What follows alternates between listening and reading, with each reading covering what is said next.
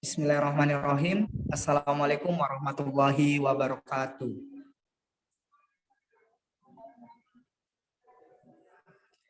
Waalaikumsalam warahmatullahi wabarakatuh. Pertama-tama marilah kita panjatkan puji syukur atas kehadirat Allah Subhanahu wa taala atas kesempatannya kita dapat melakukan presentasi pada malam hari ini. Kami dari kelompok 6 akan menjelaskan dinamika dan tantangan Pancasila sebagai filsafat negara. Sebelumnya kami akan memperkenalkan diri. Saya sendiri Imran Taufan selaku moderator pada malam hari ini. Kemudian saya bersama teman-teman saya yang akan menjelaskan dari dinamika dan tantangan Pancasila. Ada Nurul Husna, ada Mira Safitri, ada Kanaya Amanda Umaimah, ada Nurul Wahdaniyah, ada Muhammad Rizik Halis, Nurul Hikmah, Andi Aulia Davina Azahra Saransi, dan yang terakhir yaitu Marcelina Frederick Andriani. Nah, seperti yang saya katakan tadi, kelompok kami akan membahas dinamika dan tantangan Pancasila sebagai filsafat negara. Baik, langsung saja kita masuk ke pembahasan pertama, yaitu dinamika Pancasila sebagai sistem filsafat negara yang akan dijelaskan oleh Kanaya Amanda Ungu. Kepadanya kami persilahkan. Baik, terima kasih atas kesempatan yang telah diberikan oleh moderator. Di sini saya akan menjelaskan mengenai dinamika Pancasila sebagai sistem filsafat.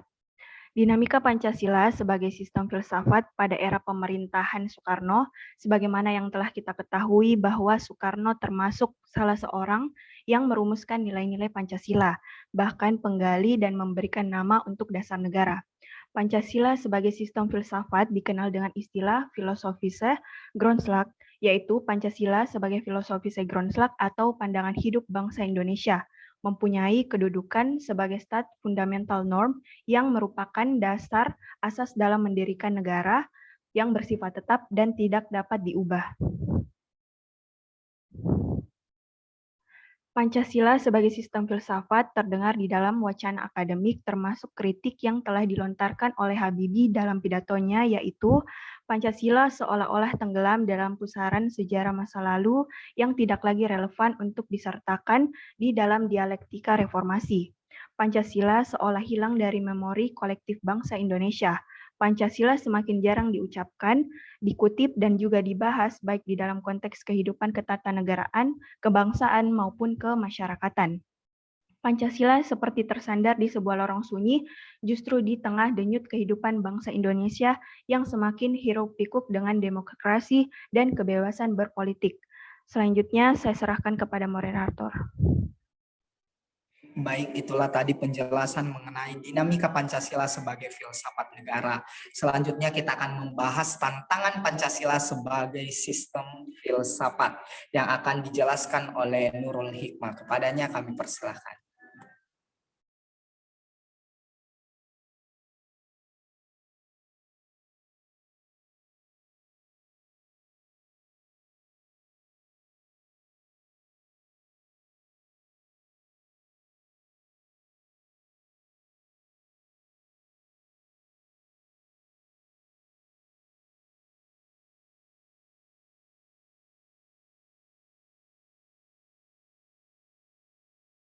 Mohon maaf, Nurul Hikmah mungkin bisa diaktifkan dulu mic-nya karena tadi belum aktif. Ya, santai saja ya. Terima kasih atas kesempatan yang diberikan. Saya akan menjelaskan tentang kapitalisme. Kata kapitalisme berasal dari kata kapital dan isme. Kata kapital memiliki arti modal atau dapat diartikan sebagai alat produksi seperti tanah dan uang. Sedangkan kata isme berarti paham dan ajaran. Berdasarkan asal kata tersebut, maka dapat disimpulkan bahwa kapitalisme merupakan sebuah ajaran yang berkaitan dengan segala hal berupa modal atau uang. Atau kapitalisme juga dapat diartikan sebagai sebuah paham yang menyatakan bahwa kebebasan seseorang pemilik modal untuk melakukan pengembangan terhadap usahanya dengan tujuan untuk memperoleh keuntungan yang sebesar-besarnya. Ada tahap menjadi polasi dasar kapitalisme. Yang pertama adalah eksploitasi, yang kedua adalah akumulasi, dan yang ketiga adalah ekspansi.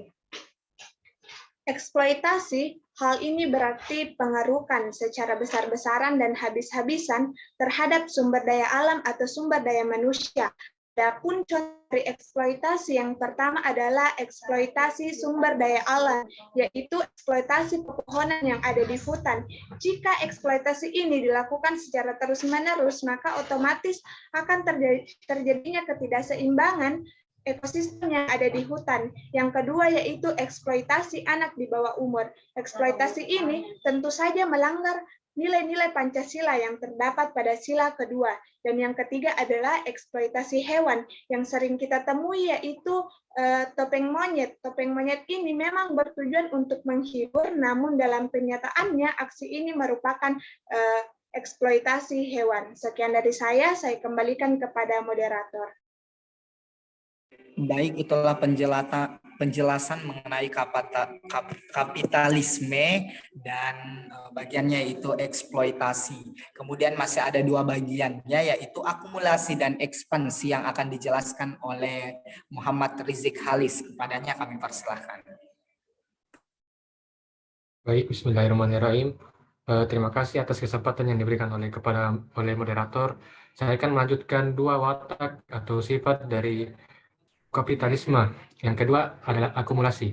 Di sini akumulasi berarti penumpukan atau sifat yang mendasari mengapa para kaum kapitalisme ini tidak pernah merasa puas dengan apa yang telah mereka raih, dan mereka selalu menggunakan segala cara agar kekayaan yang mereka miliki saat ini dapat terus bertambah dan terus berkembang. Sifat yang ketiga yaitu ekspansi. Ekspansi di sini berarti perluasan. Dalam hal ini berarti pelebaran sayap atau dapat diartikan sebagai para kapitalisme memperluaskan wilayah mereka, memperluas wilayah pasar mereka. Sebagai contoh dapat dilihat oleh sekarang ini yaitu para kaum kolonialisme melakukan ekspansi ke seluruh penjuru dunia melalui modal, dan mereka mendirikan pabrik-pabrik yang besar. Tentu hal ini akan menyebabkan arus globalisasi. Tentu hal ini dapat menyebabkan arus globalisasi. Terima kasih. Saya kembalikan kepada moderator. Baik, itulah tadi penjelasan mengenai kapitalisme beserta ciri-cirinya. Nah, selanjutnya ada komunisme yang akan dijelaskan oleh Nurul Wahdania. Kepadanya kami persilahkan. Baik, terima kasih atas kesempatan yang diberikan kepada saya. Tantangan Pancasila sebagai sistem filsafat yang kedua yaitu komunisme.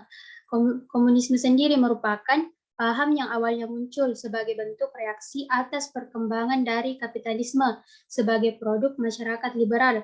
Jadi komunisme ini adalah sebuah aliran yang meyakini bahwa kepemilikan modal dikuasai oleh negara untuk kemakmuran rakyat secara merata. Adapun salah satu bentuk tantangan komunisme terhadap Pancasila sebagai sistem filsafat adalah dominasi negara yang berlebihan, sehingga mampu menghilangkan peran rakyat dalam kehidupan bernegara. Terima kasih, saya kembalikan kepada moderator.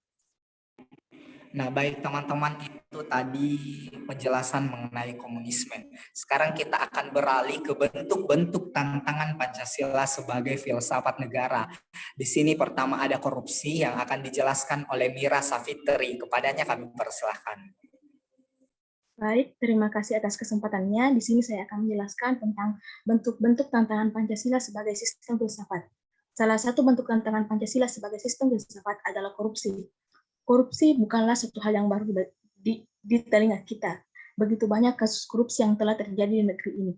Dalam pengertian secara umum, korupsi diartikan sebagai sebuah tindakan penyalahgunaan jabatan yang dilakukan hanya untuk kepentingan pribadi. Korupsi sebagai bentuk penyimpangan sosial jelas bertentangan dengan butir nilai dalam Pancasila. Sila ketuhanan yang Maha Esa menekankan bahwa manusia memiliki keimanan dan percaya kepada Tuhan yang Maha Esa.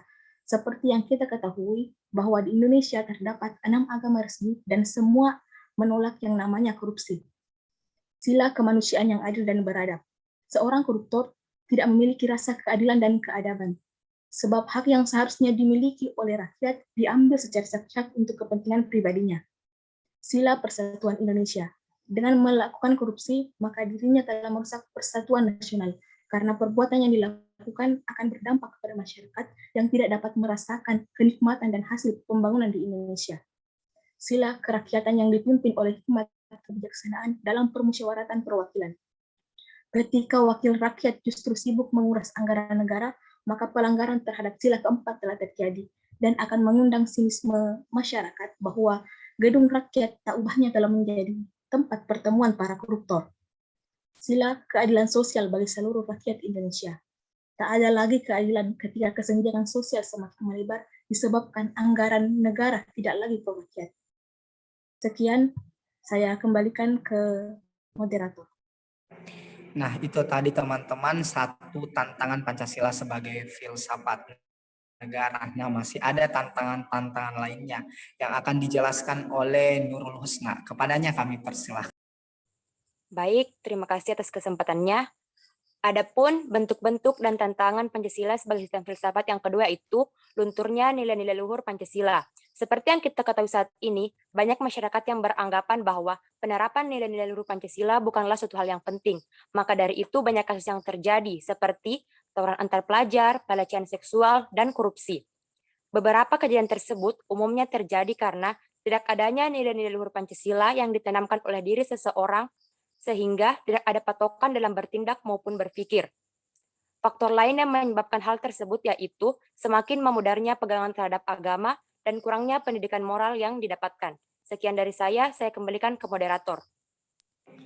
Baik, kita akan melangkah ke tantangan selanjutnya yang akan dijelaskan oleh Andi Aulia Davina. Kepadanya kami persilahkan. Baik, terima kasih atas kesempatannya. Melemahnya penghayatan terhadap Pancasila sebagai pandangan hidup bangsa modernisasi dan globalisasi yang terjadi hingga saat ini memberikan beberapa dampak, yaitu dampak negatif dan juga dampak positif. Yaitu salah satu dampak negatifnya dapat dihasilkan yaitu memudarnya penghayatan terhadap Pancasila sebagai pandangan hidup bangsa. Hal seperti ini dapat terjadi karena kurangnya pemahaman tentang Pancasila itu sendiri, sehingga sangat diperlukan penanaman wawasan kebangsaan kepada setiap warga Indonesia. Sekian dari saya kembalikan kepada moderator. Baik, nah teman-teman itu ada beberapa tantangan, tapi masih ada tantangan lebih Pancasila sebagai filsafat negara yang akan dijelaskan oleh Marcelina. Kepadanya kami persilahkan. Baik, terima kasih atas waktu dan kesempatan yang telah diberikan kepada saya. Bentuk tantangan dari Pancasila sebagai sistem filsafat yang berikutnya yaitu adanya kemerosotan moral dan kekacauan kemanusiaan.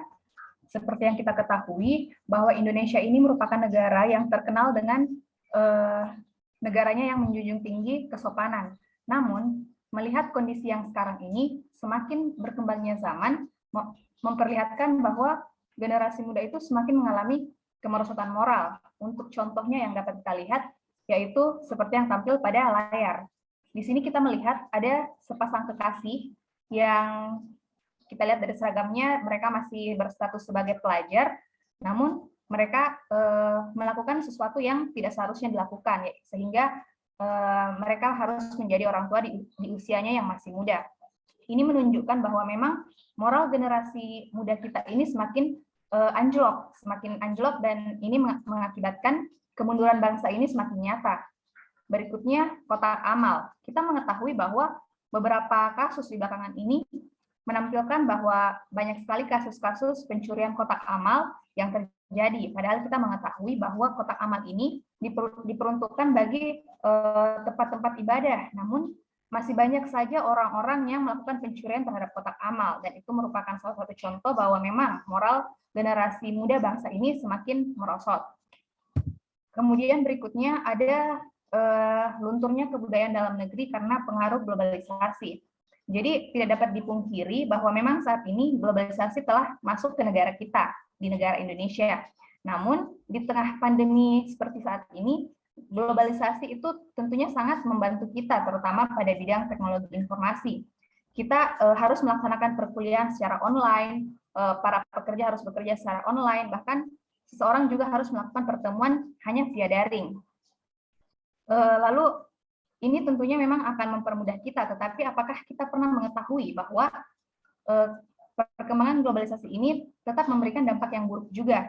Untuk contohnya dapat kita lihat seperti ketika dua orang yang sedang bersama, namun mereka memiliki kesibukan tersendiri dengan handphone mereka, sehingga ada slogan yang mengatakan bahwa teknologi itu membuat sesuatu yang jauh menjadi dekat, namun sesuatu yang dekat itu semakin menjauh. Dan apabila ini terus berlangsung, maka pengaruh globalisasi ini akan semakin memberikan dampak yang buruk terhadap negara ini. Sekian dari saya kembalikan kepada moderator. Baik, itulah tadi beberapa tantangan Pancasila, namun kelompok kami memasukkan lagi satu tantangan terakhir, yaitu tantangan Pancasila sebagai filsafat negara. Melemahnya hukum di Indonesia karena lemahnya integritas penegak hukum dan hukum di Indonesia dapat dibeli. Nah, kita ketahui sendiri marak terjadi bahwa hukum di Indonesia itu sangat kurang. Mulai sekarang itu banyak hukum-hukum yang ada di Indonesia itu melemah. Kita lihat beberapa contohnya, bahkan ada beberapa artis yang pernah melecehkan Pancasila, namun itu tidak diberikan hukuman kepadanya, namun dijadikan sebagai duta Pancasila. Dan ini merupakan salah satu kemunduran hukum bagi Indonesia. Di contoh lainnya banyak koruptor yang melakukan korupsi, namun hukuman yang diberikan itu tidak setimpal dengan pelanggaran yang ia lakukan. Dibandingkan dengan ada masyarakat miskin yang melakukan pelanggaran kecil, namun hukuman yang diberikan itu berat. Nah, itulah kenapa penegakan hukum di Indonesia itu mulai memudar. Kemudian kita ketahui sendiri bahwa penegak hukum di Indonesia itu banyak yang disuap. Kenapa? Karena kita ketahui sendiri koruptor sekarang banyak dikurangi masa jabatannya. Bahkan di sel-sel koruptor itu sangat bagus, bahkan sangat nyaman untuk ditempati oleh seorang tahanan. Nah, inilah mengapa salah satu tantangan Pancasila sebagai filsafat negara yaitu melemahnya hukum yang ada di negara kita. Nah, teman-teman, itulah beberapa tantangan Pancasila sebagai filsafat negara. Tentunya di negara, terutama terkhusus di Indonesia, pasti banyak tantangan yang akan kita lalui sebagai masyarakat juga, pasti banyak masalah yang kita akan hadapi. Tetapi kita harus melawan, kita harus melewati masalah-masalah tersebut, dan kita harus berusaha menjadi masyarakat, menjadi warga negara yang baik. Tentunya sebagai generasi muda juga, kita harus menjadi agent of change. Kita harus menjadi agen perubahan supaya negeri kita menjadi lebih baik lagi. Jangan menuntut perubahan, tapi mari kita ciptakan perubahan itu untuk menjadi masyarakat yang lebih baik lagi. Nah, sebelum saya menutup pertemuan ataupun presentasi dari kelompok kami, saya ingin mengajukan pertanyaan yaitu sudah patukah kita terhadap Pancasila? Maka jawabannya kita tanyakan pada diri kita sendiri. Baik, ini dari kelompok kami. Jika ada salah kata kami memohon maaf karena ini merupakan proses pembelajaran bagi kita semua. Wassalamualaikum warahmatullahi wabarakatuh. Waalaikumsalam warahmatullahi wabarakatuh.